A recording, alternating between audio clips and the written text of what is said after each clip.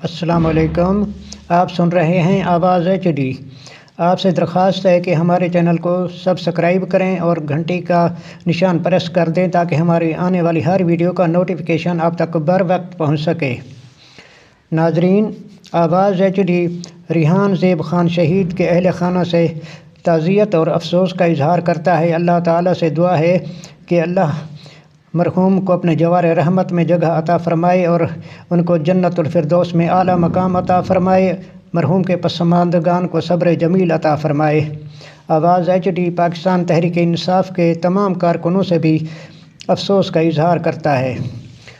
ناظرین، سیاست میں اختلافات ہونا نارمل چیز ہے اور اختلاف رائے کا احترام کرنا اصل جمہوریت ہے، اور اختلاف اصول کی بنیاد پر بھی ہونے چاہیے، لیکن تلخیں اتنی بھی نہیں بڑھنی چاہیے کہ جن سے ملک اور قوم کا نقصان ہو۔ سب مل کر اس ملک اور اس کے غریب عوام کا سوچیں۔ مہنگائی، بے روزگاری، انصاف کا حصول، معیشت کی بحالی، بد امنی اس ملک کے اصل مسائل ہیں۔ بدقسمتی سے 2017 سے پہلے ہمارے حکمرانوں نے اپنی اولادوں، اپنے کاروبار کا سوچا، عوام کے اصل مسائل پر توجہ ہی نہ دی۔ جو عوام کی اصل ترجیحات اور ضروریات تھیں، ان کے بجائے انہوں نے اپنے ذاتی کاروبار اور اپنے جائیدادوں، بینک بیلنس اور فیکٹریوں پہ توجہ مرکوز رکھی، جس کی وجہ سے پاکستان کی معیشت زوال کا شکار ہوتی گئی، اور جو ملک جو کبھی دوسرے ملکوں کی مدد کرتا تھا اور جو دوسرے ملکوں کو قرضہ دیتا تھا، وہ خود مقروض ہو گیا، اور اس کی جو صنعتیں تھیں وہ بھی بند ہونا شروع ہو گئیں۔ اور پاکستان کا جو PIA کا ادارہ تھا جو کبھی منافع میں جا رہا تھا، پھر وہ یا اسی طرح پاکستان اسٹیل مل یا پاکستان ریلوے، یہ منافع میں چلنے والے ادارے اب ملک کے لیے سفید ہاتھی کی حیثیت اختیار کر گئے۔ پاکستان کا اربوں روپے ہر ماہ ان اداروں کی بحالی پہ خرچ ہو رہے ہیں، اور جو ہر ماہ اربوں روپے خسارے کے اندر جا رہے ہیں۔ یہ بد انتظامی اور بیڈ گورننس کی وجہ ہے کہ ان کے اندر اتنی کرپشن اور بدعنوانی کی گئی، اور ملازمین کی فوج اتنی بھرتی کی گئی سیاسی بنیادوں پہ۔ جہاں ایک مزدور کی ضرورت تھی، جہاں ایک ورکر کی ضرورت تھی، وہاں 3-3 4-4 ورکر مزدور بھرتی کیے گئے سیاسی بنیادوں پہ اپنے ووٹ بڑھانے کے لیے، اور ان اداروں کو تباہی کے دہانے پر لا کے کھڑا کر دیا گیا۔ تو ناظرین، اصل چیز یہ تھی کہ ان اداروں کی بحالی کی کوشش کی جاتی اور ان اداروں کو اپنے پاؤں پہ کھڑا کیا جاتا اور ملک کو خسارے سے نکالا جاتا، اور نئی انڈسٹریاں لگائی جاتی ہیں تاکہ عوام کو روزگار ملتا، اور باہر کے جو ملک کے عوام پاکستانی جو باہر جاتے ہیں تو اپنے ملک کے اندر ان کو روزگار دیا جا سکے، اور جو باہر گئے ہیں ان کو بھی پاکستان کے اندر اپنا سرمایہ لانے اور پاکستان کے اندر کاروبار کرنے کے لیے ان کو مواقع فراہم کیا جاتے۔ لیکن بدقسمتی سے ہمارے ملک حکمرانوں کی ترجیحات کچھ اور ہی تھیں، ان کو عوام کی بنیادی ضروریات کا احساس نہیں تھا۔ اب یہی سوال ہوتا ہے کہ جب 2017 سے پہلے جتنے بھی حکمران آئے، انہوں نے پاکستان کے خزانے اور پاکستان کے معیشت کو جس بری طرح کے ساتھ نقصان پہنچایا، تو اس کے بعد 2018 میں عمران خان کی حکومت آنے کے بعد عمران خان کو، جب کہ وہ ان کے مخالف سیاستدان جی کہتے تھے کہ ان کو سیاست کا کوئی تجربہ نہیں ہے اور یہ ملک نہیں چلا سکتے اور اس سے پاکستان کو نقصان ہوگا، کئی طرح کی تعویلیں اور بہانے اور جواز بھی پیش کیا کرتے تھے اور مذاق میں کئی باتیں کہا کرتے تھے۔ لیکن عمران خان نے اس دور میں بھی پاکستان کو، جب کہ پوری دنیا کے اندر کرونا وبا کا مسئلہ تھا، تو عمران خان نے اس دور میں بھی اپنی عوام کو مہنگائی اور بے روزگاری سے بچانے کے لیے ہر ممکن کوشش کی۔ اور جس وقت عمران خان کے حکومت کے اندر 1 روپے یا 2 روپے یا 3 روپے پٹرول یا ڈیزل کی قیمت بڑھتی تھی تو یہی شہباز شریف اور یہ اپوزیشن ہوتی تھی اور آسمان سر پہ اٹھا لیتے تھے کہ عوام کو تکلیف کے اندر، اذیت کے اندر مبتلا کر دیا گیا، اور یہ 2 روپے قیمت پٹرول کی بڑھا دی گئی، یا 1 روپیہ بجلی کی فی یونٹ کا قیمت بڑھا دی گئی، یہ عوام پہ ظلم کر دیا گیا، اور ہم آئیں گے تو عوام کو ہم ریلیف دیں گے، عوام کے لیے یہ کریں گے وہ کریں گے، ایسے سب باغ عوام کو دکھائے گئے۔ اور جب عمران خان نے کرونا وبا کے اندر بھی ان کے اپوزیشن کے مطالبے کے باوجود کرفیو نہ لگایا تو اس وقت بھی عمران خان پہ تنقید کی جاتی تھی، لیکن اس کے باوجود عمران خان نے انتہائی بہترین حکمت عملی کے ساتھ اس وبا پہ قابو پایا اور پاکستان کی معیشت کو بھی ترقی کی راہوں پہ گامزن رکھا۔ اور وہ دور تھا جب کہ امریکہ کی معیشت بھی تنزلی کا شکار تھی اور ہمارے ہمسایہ بھارت کی معیشت بھی تنزلی کا شکار تھی، لیکن اس کے باوجود عمران خان نے پاکستان کی معیشت کو انتہائی کامیابی کے ساتھ چلایا۔ اب ناظرین، اب یہاں سوال یہ ہوتا ہے کہ عمران خان نے اپنی 3.5 سالہ دور کے اندر کیا کام کیا، تو ان کے جو چند چیدہ کام ہیں ہم وہ آپ کو بتاتے ہیں۔ اس کے علاوہ اور بھی بہت سے کام ہیں جن کا اب جہاں ہم ذکر کا وقت کی کمی کی باعث ہم یا ان کا ذکر نہیں کر سکتے، تو ہم ان کے جو چند اہم کام ہیں جو انہوں نے اپنے 3.5 سال کے دور میں کیے وہ ہم آپ کو بتاتے ہیں کہ انہوں نے 3.5 سال کے اندر احساس پروگرام شروع کیا، لنگر خانے بنائے، پناہ گاہیں، راشن کارڈ، صحت کارڈ، کسان کارڈ کا اجرا کیا، اسی طرح احساس اسکالرشپ پروگرام کا بھی اجرا کیا۔ اس کے بعد دیکھیں تعلیم کے لیے عمران خان انتہائی کوشش کر رہے تھے اور انہوں نے سرکاری سکولوں کے اندر آفٹر نون انصاف سکول بنائے، انصاف مزدور اور بزرگ کارڈ انہوں نے انصاف کارڈ کا انہوں نے اجرا کیا۔ روشن ڈیجیٹل پروگرام عمران خان کے دور میں شروع کیا گیا، خدمات مرکز کا قیام بھی عمران خان کے دور میں شروع کیا گیا۔ اس کے علاوہ راست پروگرام بھی عمران خان کے جو 3.5 سال کے اسی عرصے میں شروع کیا گیا۔ یہ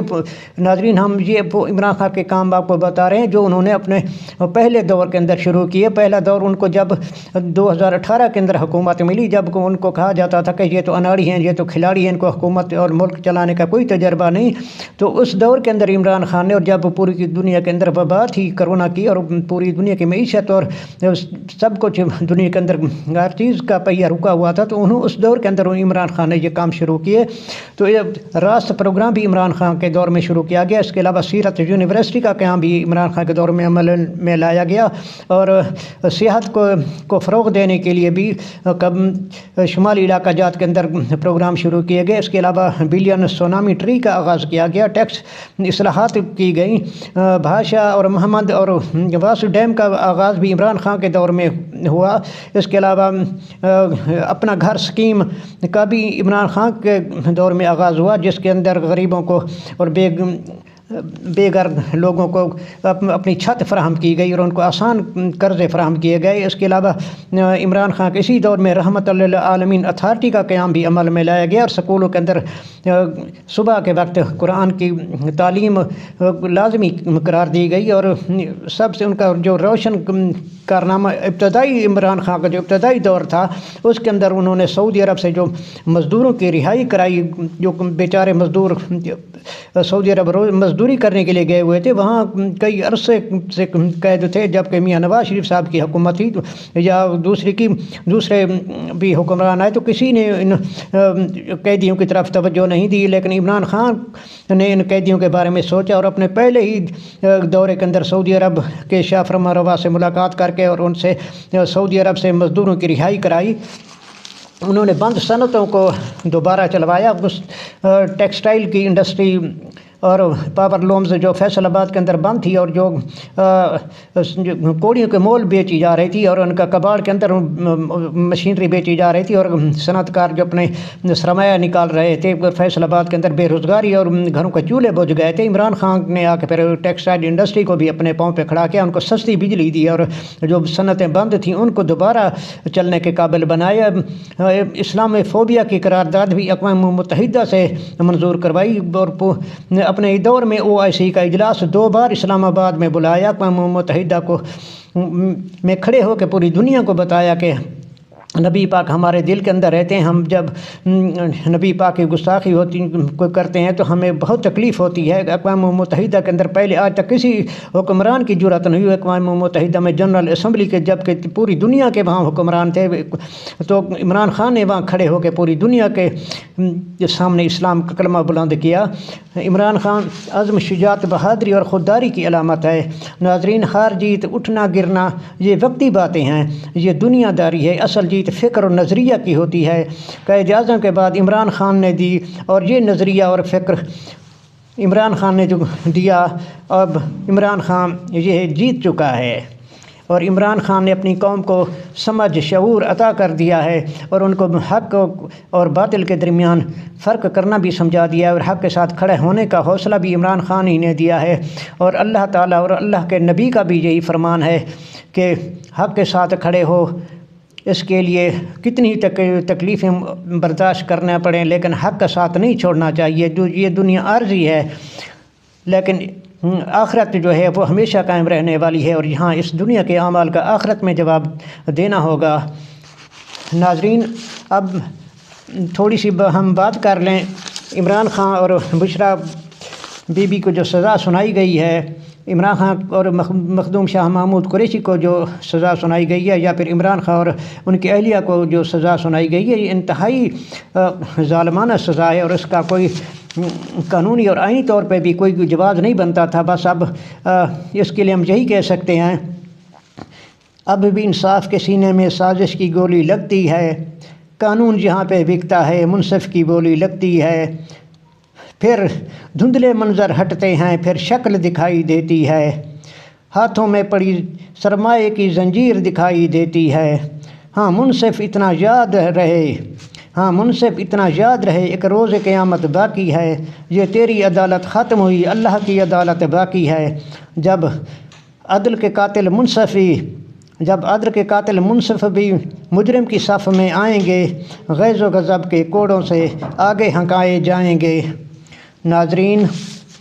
اللہ تعالیٰ پاکستان کو سلامت رکھے، پاکستان کو اللہ تعالیٰ دن دگنی رات چگنی ترقی عطا فرمائے، اللہ تعالیٰ پاکستان کو اندرونی اور بیرونی تمام سازشوں اور تمام دشمنوں سے محفوظ رکھے، اللہ تعالیٰ تمام پاکستانیوں کی خیر فرمائے۔ ناظرین، اس وقت کے لیے اتنا ہی، آپ کی خدمت میں پھر حاضر ہوں گے، اس وقت کے لیے اللہ حافظ۔